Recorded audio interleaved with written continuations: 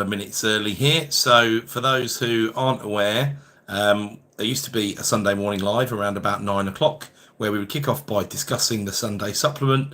I'm trying to carry these on as and when that I can on my own for the moment, although in future I definitely want to keep the door open to having a few guests. If you're listening to this on playback, this is a live recording, so there will be comments from people and various things to keep it fresh in real time. So hopefully that explains it. The supplement this week had a bit of a dangerous day yesterday where I had quite a bit of spare time apart from anything else. So there was a bit of ferrying kids backwards and forwards and things like that, which left me with room to do quite a lot of primary research and work on what happened this week, and also use, as I do, the supplement to try and crystallize my thoughts and then put them across, hopefully, to anybody who wants to read at length. It is a long read today. LinkedIn's got it at 42 minutes. I reckon this video will go on for about 45 minutes, if not a little longer. But I'm not going to apologise for that, because I think you can dip in and out when you want to, but also you need to get into these things in detail to really have any hope of understanding them. There's no point understanding these things at a shallow level. So I'll kick off. First of all, I do like to mention, of course, that we are running a property business workshop in London on election day. Yes, we did book it before election day was announced, Thursday the 4th of July. It's at Blackfriars. We're taking on, so I say we, that's myself and Rod Turner, host of the Rodcast. For anyone who doesn't know him, highly recommended podcast. I'm still sore about the fact it was the #1 podcast in property in an article that I read earlier this year, and Propenomix was #2. But don't tell Rod, I'm still working on it, and he's only got downwards to go, and I can still climb, of course. So, but in this workshop, we're going to be taking on the fundamentals of property investment, because we see people making so many mistakes about what the important metrics to track actually are in their property businesses. We're going to talk about risk mitigation and control. We're going to talk about a suite of investment metrics, because there is no one solid answer to that, one sole answer. And we're going to talk about differing secured debt arrangements, loan structures, and the big one, how do you scale your property portfolio or business? Why, when, and how? So that's at Blackfriars, and the link is at bit.ly/pbw/PBWTHREE. So this week's supplement I called Hold Me Now. That was maybe, if you're old like me, you might have the Thompson Twins ringing in the background of your head when I say that song title. But of course, it was a reference to the fact that the Bank of England did indeed hold the base rate this week, as I predicted.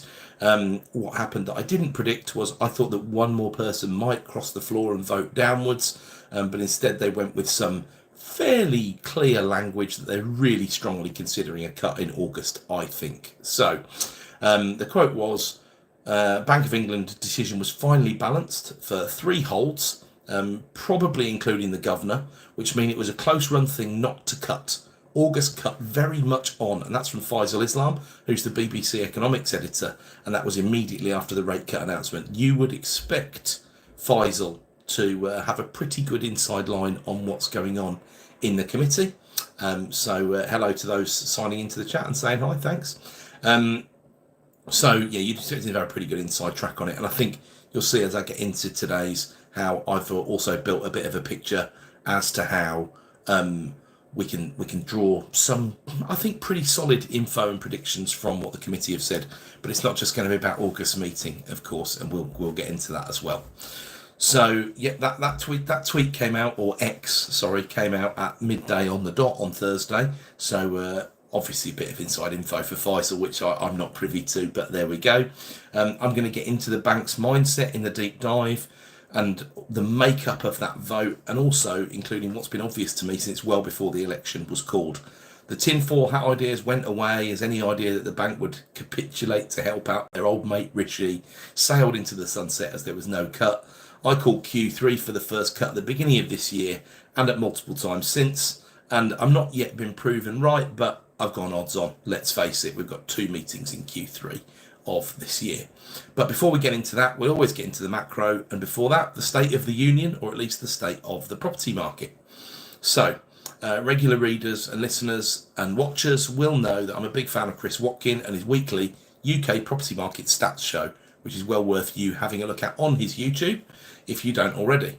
So there's always a report on the week that ended last Sunday. It's as close to real time as you'll get in this game. Price on sales agreed for June have remained at £350 a foot. That's a record price per foot. Listings stayed 5% higher than the pre-pandemic market for the year to date. Net sales were 13.5% better than the same week of the year in 2023. So that the election doesn't really seem to have knocked the market at all there. They're still 4.8% higher than the pre-pandemic average, and they're 11.3 above the 2023 year to date. So that's how much better the market is in terms of net sales than last year, over 10% better, which is great. So we know that the market's going to hit new highs when these figures get to completion in Q4 of this year, and many will be left scratching their heads as to why it happened again and why they got it so wrong. I can't wait for the 2025 predictions, and we've only just got to the summer solstice. But anyway, on with the macro. We had inflation and all the associated, and you know that I won't resist a deep dive into that as well. We also had the consumer confidence figures and retail sales, which fit together quite nicely for some analysis. We had the flash PMIs for June, which I can never leave without comment. And you know that a week never goes by without me tucking into the gilt and the swap yields.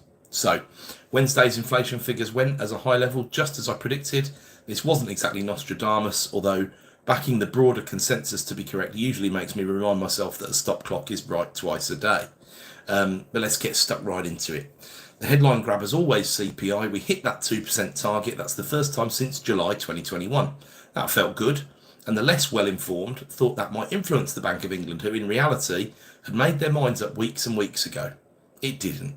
Spoiler alert. However, you know the detail is where it's at. So off we go. CPIH, that's Consumer Price Index, including owner-occupiers' housing costs. And you'll see where this still needs improving as I get into it. That was 2.8, down from 3%. A much more realistic measure than CPI of the whole cost base for the general public. Month on month, that was up 0.4%. CPI was down from 2.3 to 2, but it was up 0.3 on the month. Now, core CPIH. Now, I often talk about core inflation, and to be clear, what gets stripped out when you come to a core figure is not only food, which actually deflated on the month, and also energy, but also alcohol and tobacco. Now, core CPIH is still reading above 4%, 4.2 to be precise, down from 4.4. Goods were down 1.3, but services up 5.9, which is one of the figures that's still worrying the bank and me.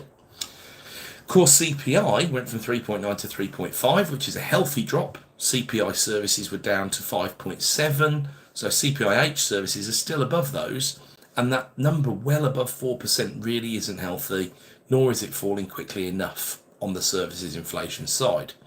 So OOH, the Owner-Occupier Housing Inflation Index, moved up to its new high in this cycle at 6.7%.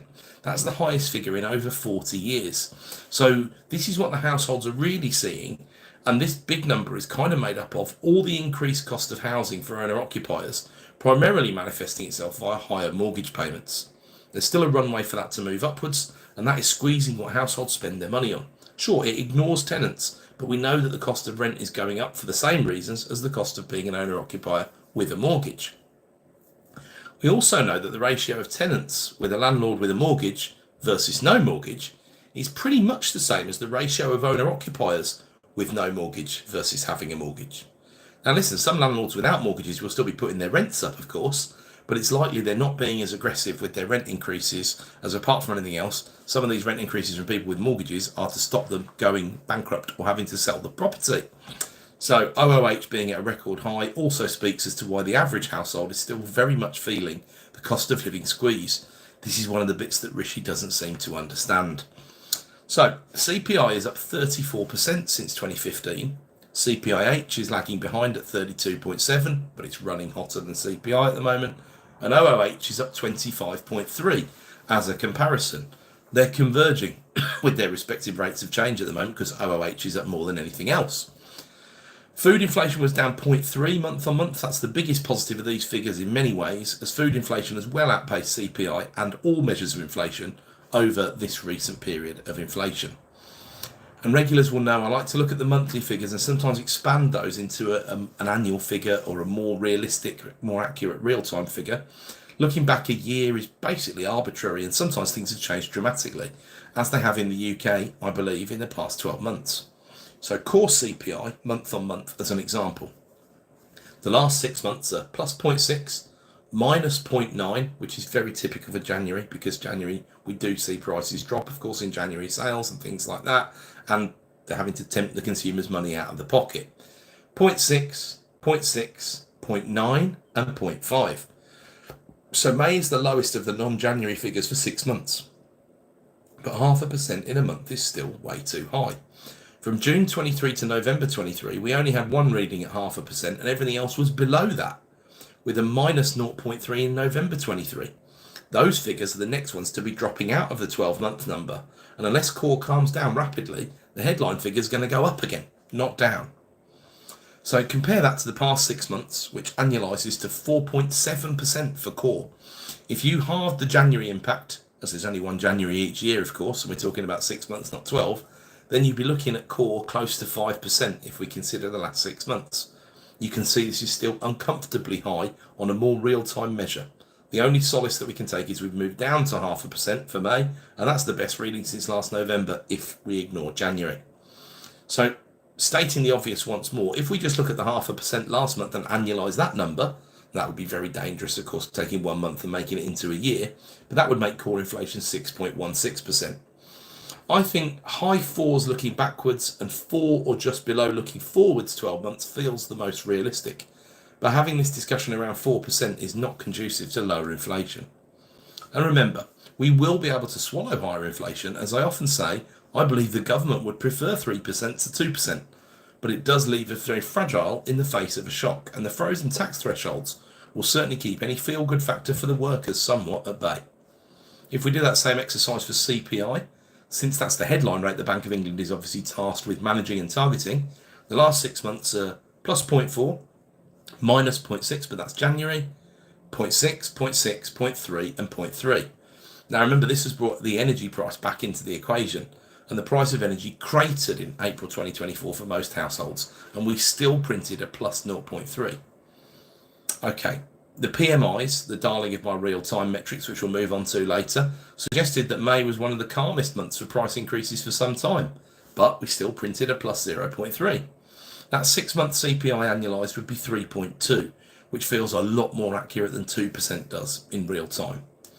I think 3.2% and calming isn't a bad stab for the next 12 months, but calming slowly. So over or under 3% is the line to be betting on, not over or under 2%. Indeed, I've spoken before about how my own thoughts are that the target should be 3% at the moment. You would want to be wary of the effect this would have on the bond markets, because you would immediately devalue bonds, which would send yields upwards, so it would have to be tapered and implemented gently. There would be a way that no effort is being put into at the moment, very similar to the quantitative tightening situation, which I'm also going to take some time to talk about today. So if I just pick out a few of the 12-month inflation components of note before closing on inflation for this month, or maybe just for this week. Food plus 1.7 over the past 12 months, a great figure compared to what we've been seeing. Minus 0.3 month on month, fantastic news on food. Alcohol and tobacco up 7.8%, clothing up 3%, health up 6.3%, education up 4.5%, and restaurants and hotels up 5.8%. So you can see where the pressure's coming from at the moment. And if you go down one level, the wage changes in those sectors, which I analysed last week, you'll see that wage rises have driven an awful lot of these price rises. It's where that we go from here that will shape inflation significantly over the coming months and years. Okay, that's a lot of inflation, and that's enough. So on to the Consumer Confidence Index produced by GfK.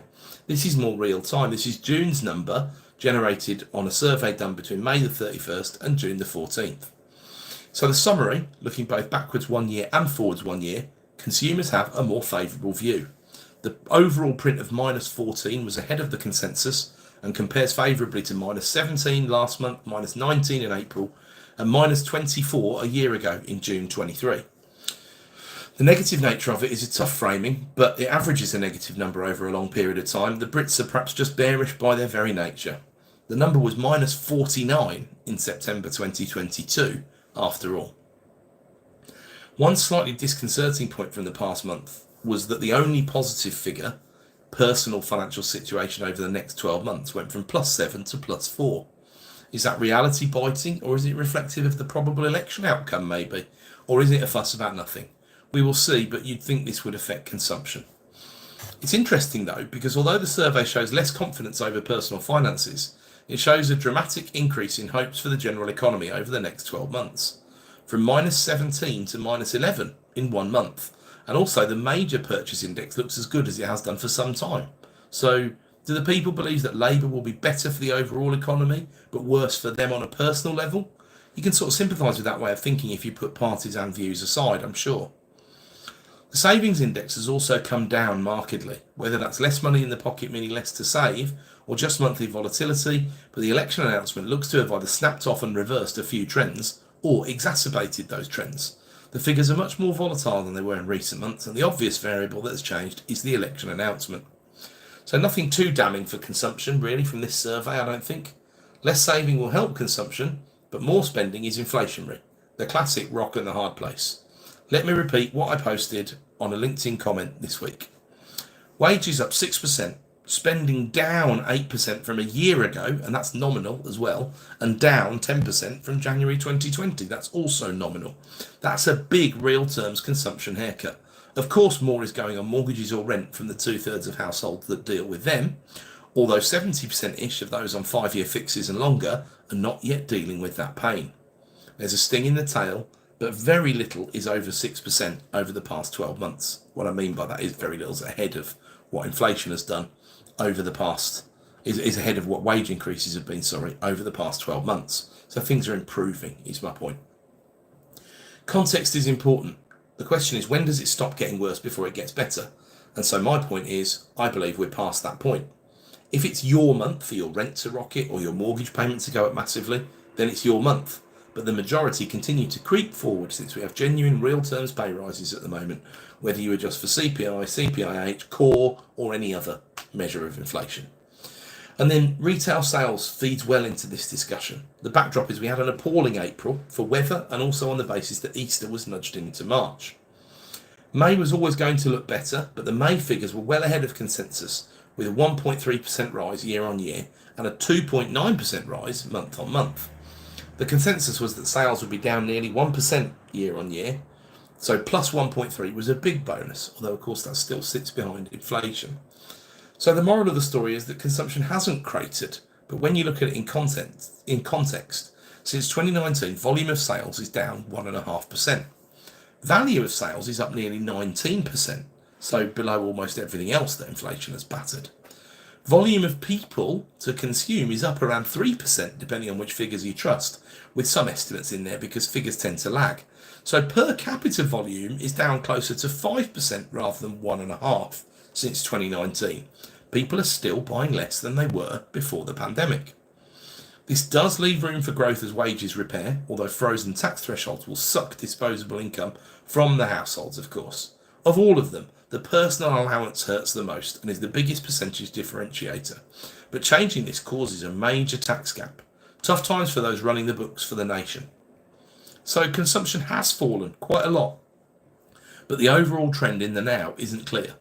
This is important because it is the cornerstone of Dr. Swati Dingra's argument to cut rates, member of the Monetary Policy Committee.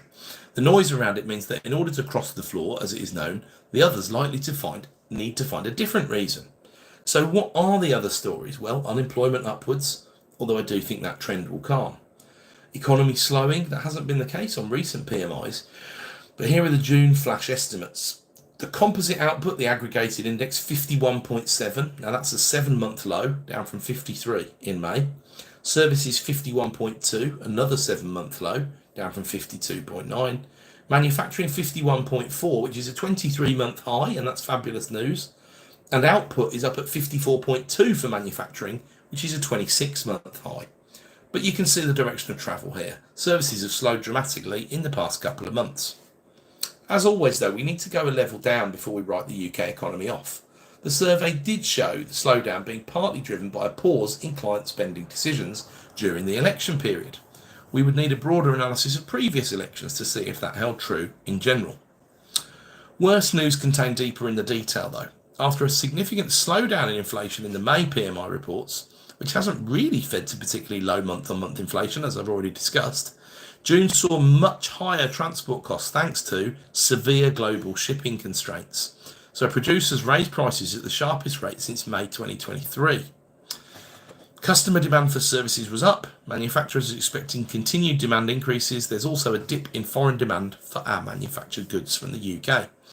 Employment overall sounds quite weak. I would interpret the report as saying employment has gone roughly sideways in June so far.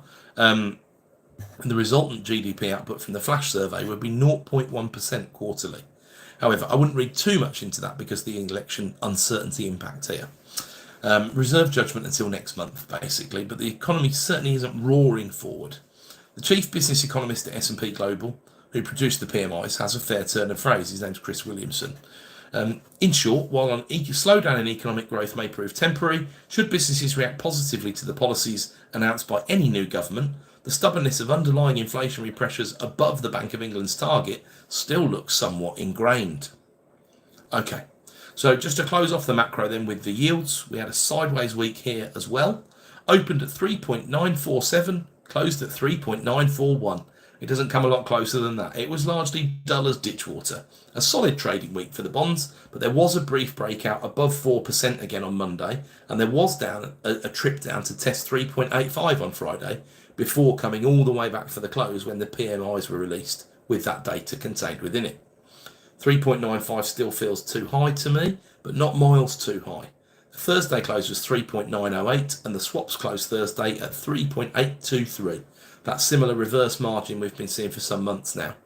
That's good news and should see some more headlines about rates being clipped over the coming weeks, although lenders may well be deferring decisions about rates until after the election, and you wouldn't blame them. Mortgage rates with no arrangement fees for limited companies sub 6% should persist for a while yet, hopefully. Overall, I think the yields are still on the way down, slowly, but there are some suggestions of inflation gremlins in the PMIs that have me a little concerned. The bank will, of course, have seen half of this. The PMIs were out on Friday, and didn't have lots more to go on in their last meeting, to be honest.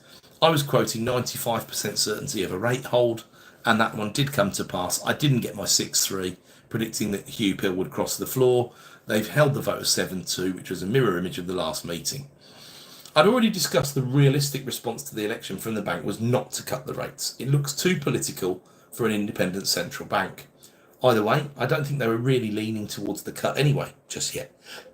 Also, don't miss this nuance that the Deputy Governor for Monetary Policy has now done his last meeting and will be replaced by former Treasury Advisor to Jeremy Hunt, Claire Lombardelli, in the next meeting, which is in the first week of August, by the way. My own tinfoil hat theory that she was sent in to get rates down before the election is now up in flames because the election was called earlier than we all expected, of course. Still, she's now the one that Andrew Bailey will listen most closely to, and there is no real information at the moment as to whether she will be particularly hawkish or dovish. We'll find out. What are the most important parts that the bank pulled out of the data? Inflation at 2%, of course. They still believe it will rise towards the end of the year, and without a consumption collapse it will, in accordance with the analysis that I've already given you. GDP stronger than expected, but business surveys indicating a much slower growth rate of around 0.25% a year. On June's PMI, that looks about right. Sorry, 0.25% a quarter, that is. That's about right on June's PMI, but will there be a post-election flurry of confidence? Unemployment is difficult to trust. Loosening, but tight by historical standards. They've wheeled out this rhetoric for at least 9 months now. My personal view is that the pace of job losses has slowed right down, and we are likely near our top unemployment figure for the year. But in reality, economic inactivity is a much bigger problem, although we're going outside of the bank's remit there, so we don't need to be too concerned about it. Services inflation isn't falling as quickly as they thought in the previous meeting, so that's an issue, of course. That is strange because they seem to model a massive increase in minimum wage. They seem to struggle to model a massive increase in minimum wage feeding through into higher services prices, which of course it was always going to. I really don't know why they struggle with that quite so much, but there we go. And then the past month's been a good result, but month-on-month services inflation is deep in the ONS reports, which is really silly, given that it makes up about half of all inflation, but there we go.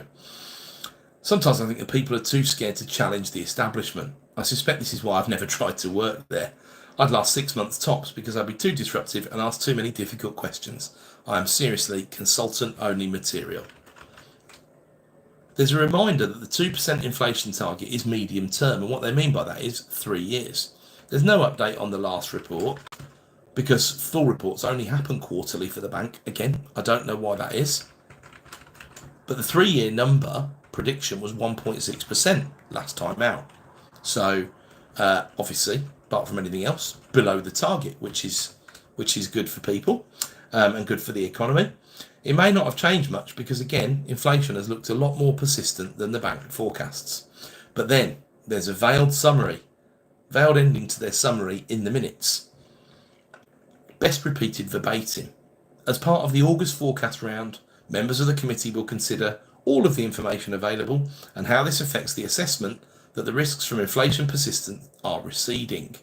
On that basis, the committee will keep under review for how long the bank rate should be maintained at its current level. Now, that's very much been interpreted since the meeting as we're cutting in August, or at the very least, the door is wide open for an August cut. It's definitely the most dovish statement we've had in this cycle, of course. There's no doubt about that one. It also says to me that we don't do much on these meetings in between the full reports, which is a bit frustrating for those waiting for a cut, for sure. My specific technical feelings are that inflation is still more entrenched in the system than anyone is willing to talk about or realise. However, I live in the real world, and in the real world I know that a cut is important for business and important for consumers to show some hope. That hope will then be dashed, assuming August is a cut, when we get to September's meeting, and that's a hold, because some will assume the start of cuts means very regular cuts, and I don't think that it will. The preferred path by the bank is much more likely to be quarterly or even 6-monthly cuts, and not down to a particularly low level. I'm convinced this is the correct thing to do, all else being equal, but you can't just set a strategy here and then just follow it without tweaking in the face of the data. The data is varying and difficult and needs to take into account fiscal policy changes that will be coming after the election as well, of course. I do still feel much more positive than many of the commentators about the UK growth rate, though. Some are still maintaining 0.5% for this year, which is just lazy, or not looking at the real-time data, frankly. Even that 0.25% per quarter, which I feel is too low, is just a little bit over 1% for the year, thanks to compounding, and slightly more than double these bearish forecasts.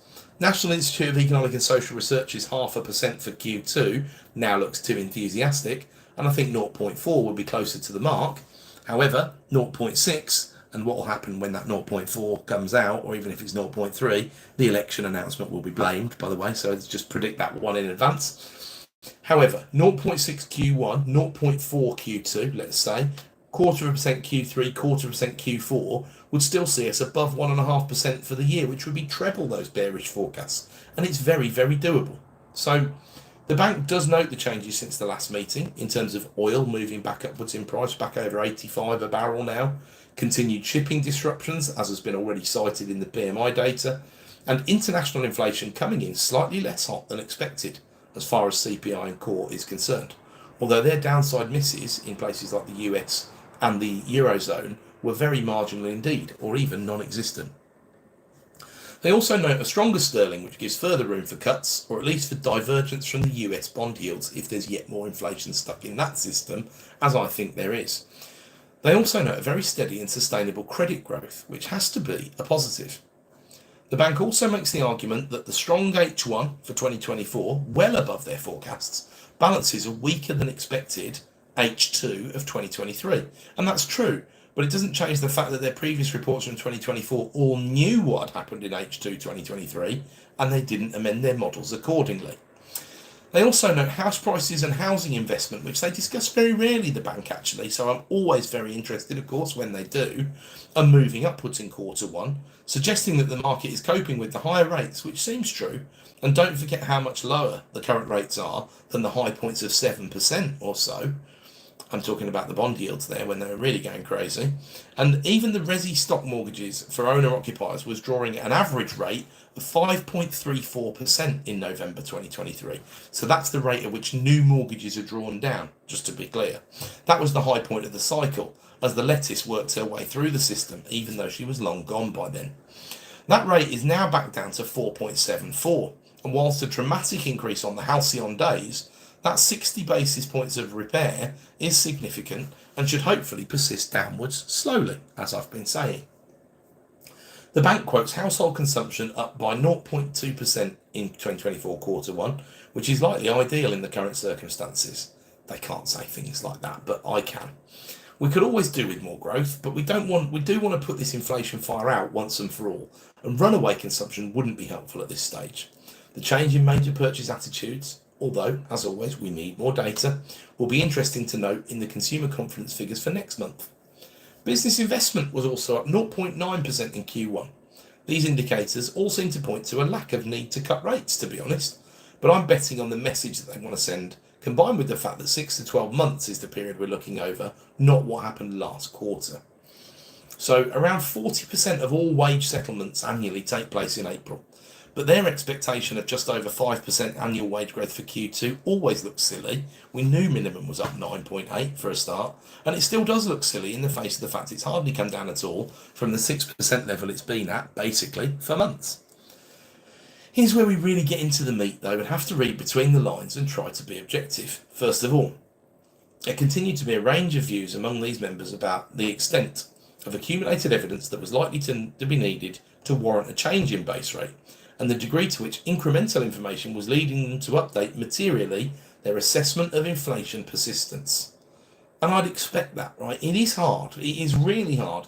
There are very few times when all the ducks are in a row and everything points in the right direction. It is really educated guesswork to an extent. You'd also expect there to be a difference of opinion, which the bank works hard to drive and actually celebrates, and it talks about, unlike the Federal Reserve, where they just like to pretend that everyone agrees with each other when they absolutely and definitely don't.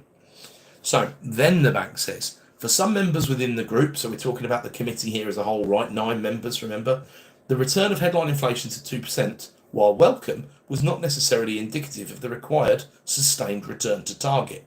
And you'd have to agree with that sentence. But continued high levels of and upside news to services inflation supported the view that second round effects would maintain persistent upward pressure on underlying inflation. Wage growth had continued to exceed model-based estimates. Indicators of domestic demand were stronger than had been expected, and the risks to outlook for activity were skewed to the upside. For these members, more evidence of diminishing inflation persistence was needed before reducing the degree of monetary policy restrictiveness. Now, what would be nice if we knew who these members were, of course, but I think I know, right? I think that's your hawks right there, right? Catherine Mann, Jonathan Haskell, Megan Green. Probably Megan Green. Maybe, or at least she would agree with the majority of that paragraph that I've just read. They want more data. The risk is staying too high for too long. They know this, but they balance the risks, of course, in their decisions. And then we have, for other members within the group, the upside news in services price inflation relative to the May report did not significantly alter the disinflationary trajectory that the economy was on. We know this is what Swati Dhingra will think. Absolutely, she's openly said this a number of times. This view was supported by evidence that recent strength in services inflation included regulated and indexed components of the basket and volatile components. The impact of the increase in the national living wage this April on aggregate pay growth was unlikely to be as large in future. Such factors would not push up medium-term inflation. For these members, the policy decision at this meeting was finely balanced. Now that key phrase there, finely balanced, means they're ready to cut next meeting, or they're certainly very ready to strongly consider a cut. And that's pretty much just about where I am, actually, or at least the position that I'm closest to. I kind of straddle those two positions a little bit, but I lean towards that one for more pragmatic reasons, as I've laid out. The country needs a break and a signal. The impact won't be as large in the future of these minimum wage increases. My preference would be to lay that out as this is not a wage price spiral at the moment. The reason that isn't is because people are catching up with inflation and not ultimately finding themselves with more money in their pocket in real terms at the start, in the middle, or at the end of the month. That is harder to evidence, although you could look at real household disposable income per capita, for example. It is possible to evidence. And it's not an institutional view, of course, it's more of a street smart view because I'm more of a street smart operator. Andy Haldane would have agreed with this, though, I'd like to think, when he was the chief economist at the Bank of England before Hugh Pill was. So that group, I think, contains Andrew Bailey, the governor, Ben Broadbent, the deputy governor, who, as discussed, is leaving, but I would expect Lombardelli to slot right into that group immediately, Sarah Breeden and Hugh Pill. And I think it almost sounds like they know things are on the way down, they feel very confident, and they're ready to cut. And that's in line with the August cut, if I've got that right. Then we've got the two doves, the ones who voted downwards. So two members preferred a 0.25% percentage point reduction in bank rate at this meeting. For these members, bank rate needed to become less restrictive now to enable a smooth and gradual transition in the policy stance and to account for lags in transmission. CPI inflation had been on a downward trajectory for some time and had returned to target in May. It was forecast to stay close to 2% in the short term, consistent with the further easing in the labour market, forward-looking indicators of inflation and pass-through, and continued falls in inflation expectations. Given the subdued outlook for demand, the risks to inflation remaining sustainably at the target in the medium term were to the downside. Now, these downside risks I do struggle to see, but I could be having some blindness at this stage. The gremlins are still in the machine, and real terms pay rises are helping to bridge consumption gaps, or in other language, consumption's already fallen, as I've said, really significantly in real terms when you look at what I said earlier on. So it should repair, and it should be repairing from here, not falling. Where I can agree is the lag in transmission, for sure. These guys see inflation staying closer to 2 than 3, whereas I'm at a shade over 3, simply based on the most recent 3 and 6 month data and the PMIs. There's always, in a world of geopolitical risk, and an economy like the UK, which imports so much, including energy, right? There's always more upside risk than downside risk. Well, that's how it feels to me in the middle of 2024. Anyway. So they closed the meeting, thanking Ben Broadbent for his 128 meetings on the committee. That's a lot of experience to walk out the door, but Lombardelli is no slouch and has a super CV, and I'm sure there will be continuity at the bank.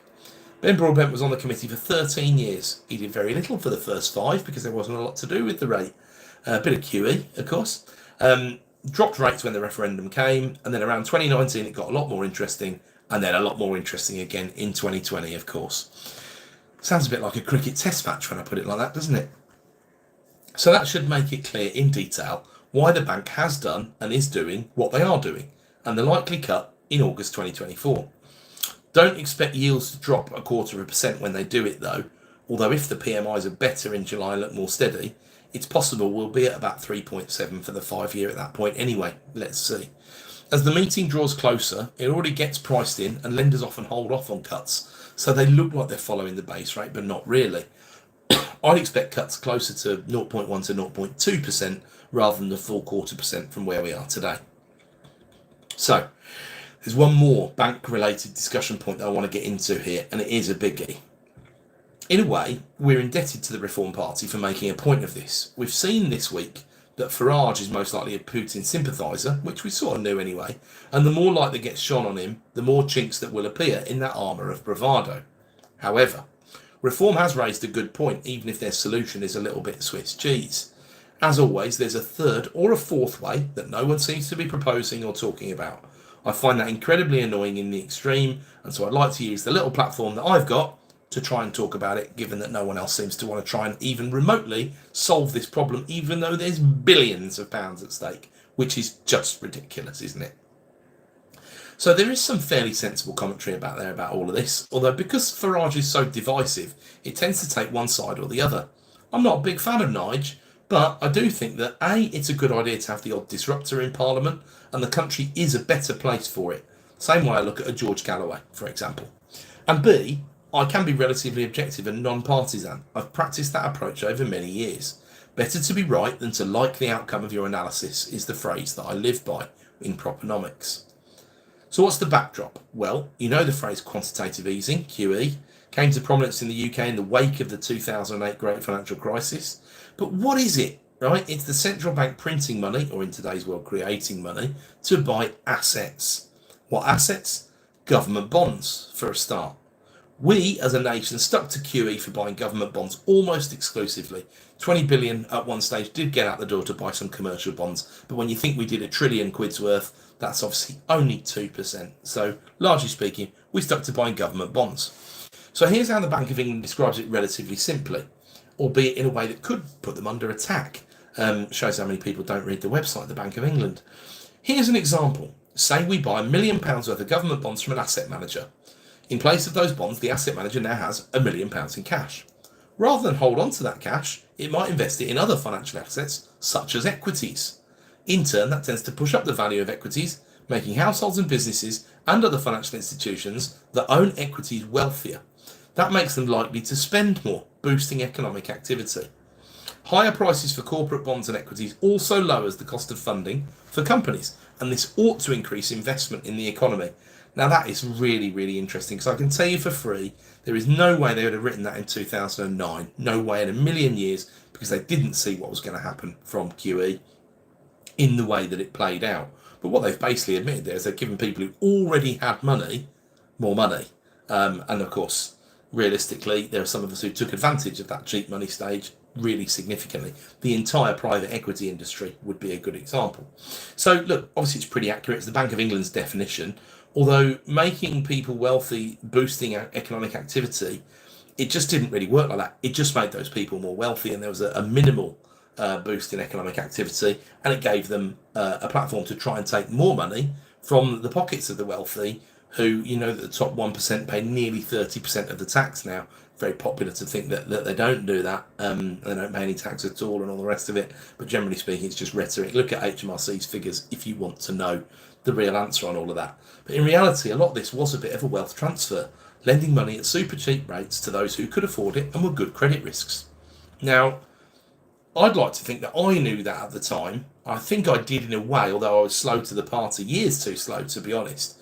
But my point would be, when you understand it, you either play the game or you don't, because you aren't going to change the system. Is that defeatist? Maybe. Or is it just opportunistic? In which case, definitely I'm guilty as charged. You would expect the bank to be able to explain it relatively easily, because they are quite good at that. Indeed, QE did lower that cost of funding for a long time. The relatively simplistic logic, once rates started to go up, that came from the bank was, QE is not needed anymore now, because we're using QE as a secondary tool. We're using our primary tool, which is the interest rate. We need to look into that a bit more, I think. So here's the rub. Those bonds were purchased when bond prices were incredibly high, when rates and yields were incredibly low. They then continued to get lower and lower and lower over the course of the 2010s. So selling them off when you don't need them anymore leads to a significant loss. The alternative is just letting the bonds mature and not crystallising that loss, although that's not the only alternative. There'll be a bit more on that later. But let's dwell on that for a moment. They bought bonds with nearly no interest and therefore pretty much face value. Call it £1,000. Those bonds paid tiny interest coupons, £1.25 a year, something like that. And that money's paid from the Treasury to the bank, who are underwritten by the Treasury. So therefore, it's not a real transaction. It's not money that's coming out of the taxpayer's pocket, right? If you then sell the bonds when the yields are more like 5%, as they have been, that's an annual coupon, effectively, or an annual gain to the bond's value of £50, or a loss of £50 a year if you're the seller. In reality, you don't actually do it and pay the £50 a year. Instead, if you bought it at nearly £1,000 and then there's 3 years left to run on the bond, you only receive £850 back for that bond, and that crystallises a 15% loss. The maths isn't exactly correct there, but it's very much close enough for the purposes of this explanation. So on £1 trillion worth of QE, that would be 150 billion. And that does come out of the taxpayer's pocket because these bonds have been sold to other people. So if you think about this like I first did, why the hell would you do that? Well, it takes money out of circulation, and one of the big problems over COVID was how much extra money went into circulation via the most extreme form of QE, straight to consumers or small businesses via furlough, grants and COVID loans. This leaks straight into the real economy and is spent, because that's what the smaller economic agents do, and it leads to inflation. It led to inflation in property prices for a start. Burning money rather than printing it reduces the money supply and reduces inflation. And that's true, but at what cost, right? What does happen when QE is over or in the unwinding stage? Well, that's where the bank gets a little sketchy. The words uncharted territory spring to mind. There's no real consensus on whether QE in its first pure form was really inflationary or deflationary. Now, asset price inflationary, Yes, absolutely correct. CPI, typical consumer inflation or deflation, different schools of thought. And if you look at inflation over the 2010s, after the sort of crisis period had washed out, it was relatively normal. But where would it have been? You would think it would have been lower if it hadn't been for QE, because the economy wasn't doing great stuff. But of course, we did have some other events like the Brexit referendum, which changed the exchange rate, and things like that we have to consider. But look, my point is, economists can argue over that, and it's a position that's not necessarily a surefire one. We don't know what would have happened without QE, because we had QE. So most would agree it wouldn't have been pretty, but it comes a question of how much and when to stop, and then how to stop. The bank does address the inequality point as well that has been made since the first uses of QE, with a working paper that looks at the economy between 2008 and 2014. That's the most recent one they've got on their website. Too out of date to even bother discussing, because there's so much water under the bridge since then. So, now bear in mind this unwinding stage, or quantitative tightening as it's known, can lead to two possible outcomes. There's a sum of 7 lines of text on the Bank of England website about this, almost added as an afterthought. The process of unwinding QE is sometimes called quantitative tightening, or QT. This can be done by not buying other bonds when the bonds we hold mature, by actively selling bonds to investors, or a combination of the two. Quite simple. Massive difference between those two options though, which I'll go into. Unlike QE, which is used to reduce interest rates and therefore support inflation, the aim of QT is not to affect interest rates or inflation. Instead, the aim is to ensure it is possible to undertake QE again in the future, should that be needed to achieve the inflation target. Now, when would you need QE again? Well, you would need it if you couldn't drop rates significantly. So QE, really, generally speaking, has only been needed when rates are already on the floor, right? Now, they might try something different. They might decide that actually not 0.5% wasn't very good for the economy over all those years, including things like inequality and thinking about the broader populace, and might decide that actually at a 2% base rate or a 1% base rate, they might decide to put some QE into it. So, they link to the August 2023 MPC report to talk a bit more about QT. That's all they've got on it. And all the 2023 report says is we're doing some QT, which was not particularly popular at the time, and it certainly wasn't popular around the time of Liz Truss when they were talking about it. They seemed to just ignore what was going on. It was just nuts, absolutely nuts, but there we go. So, if I put into context the expected bill from selling bonds rather than waiting for them to mature, is to the tune of something like £100 billion. Underwritten by the Treasury, remember. Does it seem like 7 lines of text is enough? It seems like a conspiracy of silence to me. I think it's a disgrace, and it makes me about as angry as I get about this stuff. £100 billion of taxpayer money. That's why reform piqued my interest when they brought up the subject of QE, not QT, sadly. I'm not convinced that anyone in the party remotely understands this, aside from Richard Tice, who's chairman and minority shareholder of the company. Here's their argument. The 700 billion, or just under, that's still outstanding, is sitting in the commercial banking system on deposit with the Bank of England, getting interest. Now look, they are fundamentally correct, they're sort of correct about that, but between 2009 and 2021, it wasn't a big issue. Base rate was 0.5%, went up to 0.75% at one stage, went down to 0.1 at one stage. Interest money being paid on that money was only 5 billion a year. Now, stop for a minute, right? That's not free money for the banking system. Yes, it feels like money for doing nothing, but they need reserves, of course. And what it did is it enabled them to operate their businesses at lower margins on saving and lending. If you took that all away, a good chunk of that loss would be absorbed by those who still use the banking system, which is all of us, right? Margins would have to increase. So as it stands today, savings rates would go down and borrowing rates would go up. Yes, up, so sound the klaxons. What would that look like? Well, you know I often go on about this 2% margin that the banks look to charge on top of the SONIA swap rate. That might have to look more like 3% margin, or even 4% margin, and that would of course be problematic. So, like every idea, there's no way that it's a victimless crime. I think one of the helpful ways to think about this is like it's a subsidy for the banking sector. And look, I'm not saying it's not too large. I absolutely believe that it is too large. What I'm saying is the idea of just taking it away and saving 30 or 40 billion, which is what Reform have said. I mean, we live in a world now where you can save things to the nearest 10 billion quid, and that's okay. It's just nonsense, and it would have significant consequences to people's pockets. There'd have to be a taper, there'd have to be good solid communication, and there are other options. Here's what the European Central Bank do, for example, because they've got the advantage of being quite young. So they can, and they have, learned from other people's mistakes first of all. It's got 3 reference rates, the middle of which we normally talk about. These are those rates. First of all, the interest rate on main refinancing operations, which is the rate that the banks pay when they borrow money from the ECB for 1 week. The rate on the deposit facility, which banks can use to make overnight deposits with the Euro system, and the rate on the marginal lending facility, which offers overnight credit to banks from the Euro system. And guess what they've done, right? They've introduced their own margin. Much lower than the commercial banks' margins, of course, because they're not a profit-making entity.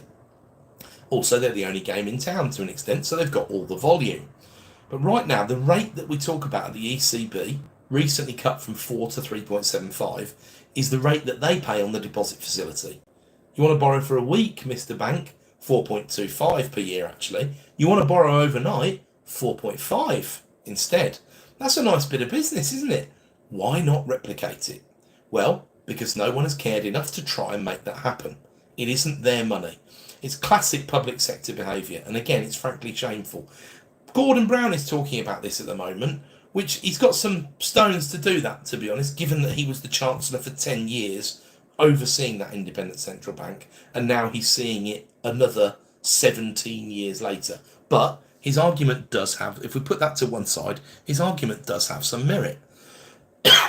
So the current level of commercial banking deposits with the Bank of England is 750 billion. That's conveniently close to the level of QE, although if it was withdrawn overnight, the 700 billion, the banks would scramble to recapitalise and be calling in loans all over the place.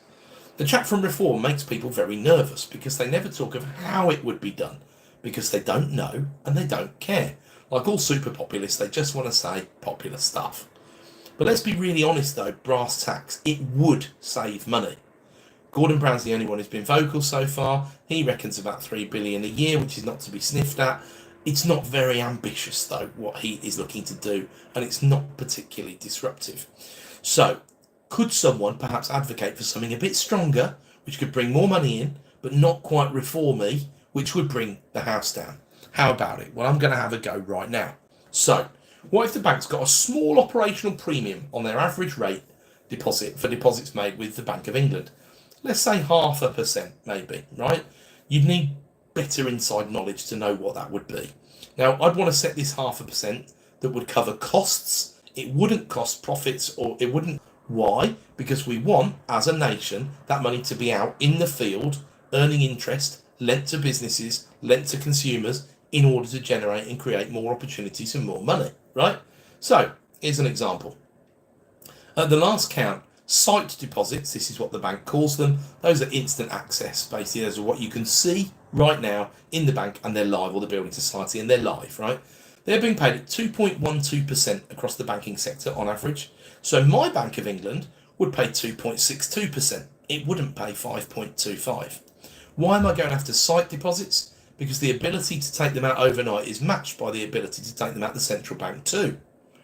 Longer term deposits are getting better rates, 4.4 at last count. That's too high, and that's being subsidised by the QE rates. This should be at gilt yield minus operational and profit margin by the banks. We can't and shouldn't tell them what to do, but what I'm saying to you right now is QE paid for by everyone in the tax-paying system is subsidising those with money that have got it in savings accounts, and that cannot help with inequality apart from anything else. So, to borrow over the shorter term costs either base or gilt yield plus operational margin, the higher of the two. So that right now would be 5.25. So now we've got money on deposit at 2.62, right, and we're lending it out at 5.25. Well, a nice bit of margin for the bank that can try and make a profit instead of burning tens of billions of pounds of the Treasury's money every year at the moment. Seems pretty good to me, and most importantly, it aligns incentives, right? The banks don't want that 2.62 because it's rubbish. It's half what the 5.25 is, right? They've either got to put their savings rates up, but then they've got to find margin to do that, or they've got to get more loans out the door at well above 2.62, right? It would drive a lot of activity. Now look, commercial banks have got to keep sensible reserves, but we shouldn't have a system whereby they can sit making money, not doing their jobs. The profits have to come from doing what they're supposed to be doing, and the government's role outside of the Bank of England oversight is to ensure they can provide support, grant funding, badly named wealth funds or the likes, in order to incentivise the people on the ground to take the risks and get the rewards. So my savings would first of all live between that 3 billion Gordon Brown and the 30 billion reform number, more like 15 billion a year, something like that. But most importantly, they wouldn't upset the apple cart either. It's almost like a windfall tax on the commercial banks, and you could in a way achieve the same revenue raise with a windfall tax, but it sends negative messages and it also doesn't solve the problem. It just sweeps up until the next problem happens. But the argument for a windfall tax, if it worked for the energy companies, the exact same argument worked for the banks, because this increase in rates has massively contributed to their profits. So the reform fear here, right, is that they say 30 to 40 billion, they assume 40 billion, then they make all these promises with the 40 billion. If you implemented that in one single policy badly, bond yields would go over 6% and probably over 7%, right, overnight, and that would not be good. We're talking double the impact of a Liz Truss budget, quite literally, when you look at all their policies and what's unfunded at the moment.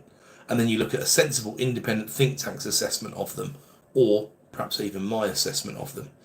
It's also the case that when you need to look at the other costs when you change anything, rather than just pushing things around on a spreadsheet, which the public sector does at a professional level. So, anyway, in summary, I like the challenge of reform. I like the subjects being raised, but these aren't the people to do it at the moment. It's like some of their energy policy. They're dead right. Nuclear has to be a part of any sensible solution going forwards towards 2050 and beyond. And I hope that some of the other parties would adopt some of these policies, but make them a bit more robust, flesh out the detail, and not just do something that might smash the system to smithereens again, and actually make a difference with them, not just because they sound popular. So, here's another alternative for consideration. I don't want to keep going because we've got to a serious length now, and I don't want to present this as the answer. You know, these are just some more detailed and granular strategic ideas for us getting to a sensible place, right? This isn't necessarily the answer, and it would need a lot more critique, iteration, and work, although that should be done publicly, not behind closed doors. How about this, having studied the yield curve far too intently for the past couple of years? I've spoken at times openly about my views on the pricing of various gilts and resultant yields. I focus on the 5-year, as regulars will know, because we take 5-year fixed mortgages, as a rule, in our portfolios. However, if you remember what happened in any level of detail after the Liz Truss budget, in spite of just announcing quantitative tightening, the bank was forced to intervene in the bond markets, particularly on gilts of longer duration. These gilts above 10 years in duration are much more lightly traded, and the pension funds were invested in leveraged LDI, liability-driven investment funds, that were losing value because the bond prices were plummeting and the yields were rising. There have been points over the past 2 years, which would include late September, early October 2022, but also the middle of 2023, when those longs, particularly the 30-year, have traded above 5%. I've said consistently at these points that price, or that yield, is utterly ridiculous. Right? That's best thought of as an average. For a government-backed investment to pay 5% each year, effectively for the next 30 years, it would have been dismissed as utter fantasy just a few years ago. It would have to have as many years at 6% as those below or above as those below 4% and below, if you imagine a sort of normal distribution bell curve. That's not happening, folks. Zoom out and our economy looks better than Japan's in terms of prospects, but not markedly different. The stock market's lagging behind. One large American company is the size of the FTSE. Our people are getting older, and the only other magic pill that will work, because the birth rate has already collapsed, immigration, is a significant political football. This is not an economy that will average a base rate of interest of 5% or anything like it over the next 30 years. So what? Well, the one thing I was delighted about in the aftermath of Liz Truss was that the bank was stepping in to buy £60 billion worth of bonds at these sort of levels with long durations. What great timing! For once, we were actually, as a country, buying high to sell low a bit later on, which we did. That's phenomenal. The problem, in many ways, is that the profit that we made came from the pension funds, which leaves the pension funds a bit worse off. But the pension funds are so much better off because of where the interest rates are at today. That has balanced itself out, or at least balanced itself out. So, if you think about the yield curve, remember what the yield curve is, right? It plots the yields of all the bonds of increasing durations as you go along the curve. The base rate sets the starting point for the yield curve, but the further you get away from the starting point, the less influence that the yield curve has. The less influence on the yield curve that the base rate has, So 30 years on, today's base rate really should have very little relevance at all. So what? Well, the so what is, instead of selling bonds at a rate of knots, how about selling shorts and replacing them with longs, as and when the longs are at a higher rate than the shorts? So do you see what I'm saying? You could sell some of your 5-year bonds at 4% if you're getting 4.8% over 30 years. Yes, it becomes a bet on the economy. Yes, look, it arguably isn't even for the Bank of England to do, although you'd want to do it with the Treasury's money. But let's say I could sell a 2-year bond at 4.5% yield and buy a 30-year bond at a 4.8% yield. That trade has been possible, right? I've made money in the first place. I'm in a position as a government agent to hold that bond to maturity, and I, and therefore we, the taxpayer, are benefiting from not paying that 4.8% yield to others, but keeping it in-house. So the arguments against this get a little bit nuanced. We did need to lower our money supply. It's still rising, by the way, but QT has made some difference. Some. However, creating profit rather than loss from this situation would ease the need to raise taxes or debt to pay for the losses that have been made instead. Here's the tail of the tape in terms of what's actually happened. And the last time this was properly reported on was a report from last year. We're due another one, but we won't get it until after the election. This is from the Office for Budgetary Responsibility. Since quantitative easing, QE, the purchasing of government debt and other assets financed by the issuance of central bank reserves, was introduced in the wake of the 2008 financial crisis, central banks around the world have made large profits on these interventions. This is because the interest they pay on the reserves that finance QE asset purchases has been lower than the interest received on those assets for much of this period. In the UK, by March 2022, this had allowed the Bank of England to transfer £120 billion of cash profits on the APF, which is the asset purchasing facility, to the Treasury, which receives both the profits from and indemnifies the bank against any losses on the APF. So, 120 billion up in March 22. You'd think it would have been time to leave the casino, wouldn't you? But of course, the problem with this game and the rules of this game, you're not allowed to just leave. But you are the government, so you could change the rules. In recent months, as bank rate and other market interest rates have risen, and remember this is from March 23, and so market prices for government debt held by the APF have fallen, these profits have turned to losses from two sources. Interest losses, as the variable rate paid on central bank reserves exceeds the fixed rates paid on the assets purchased over the past 14 years.